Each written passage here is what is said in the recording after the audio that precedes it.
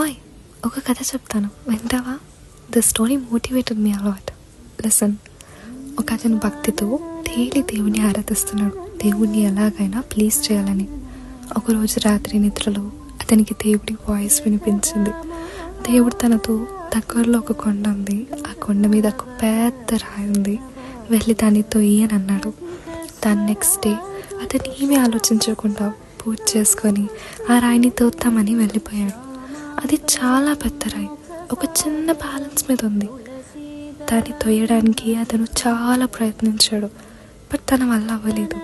Daily morning లేచి వెళ్తున్నాడు, ప్రయత్నిస్తున్నాడు, కానీ ఆ పెద్ద రాయి మాత్రం కింద పడట్లేదు. ఇలా కొన్ని మంత్స్ గడిచిపోయాయి. తనలో కోపం, ఫ్రస్ట్రేషన్ మొదలైంది. తన ప్రయత్నం అంతా వేస్ట్ అయిపోతుంది అని బాగా ఏడ్చాడు. అప్పుడు మెలకువగా ఉండగానే అతనికి దేవుడి వాయిస్ మళ్ళీ వినిపించింది. ఇన్ని మంత్స్ నువ్వు చేసిన నీ ప్రయత్నం ఏది కూడా వేస్ట్ కాలేదు. నువ్వు టైంకి లేచి నీ డేని అంతా షెడ్యూల్ చేసుకొని మంచి ఫుడ్ తిన్నావు, స్ట్రెంగ్త్ కోసం వర్కౌట్ చేసి నీ బాడీని ఫిట్గా చేసుకున్నావు. ఈ ప్రయత్నంలో నీ మీద నువ్వు కాన్సన్ట్రేట్ చేసుకున్నావు. నీ లైఫ్లో ఒక డిసిప్లిన్ వచ్చింది.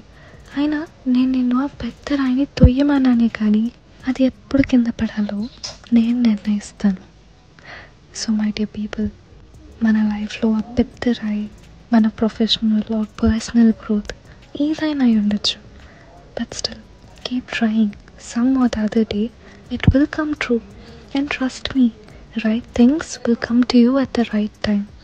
ఓకే, ఈ కథ నాకు నచ్చింది, మరి మీకు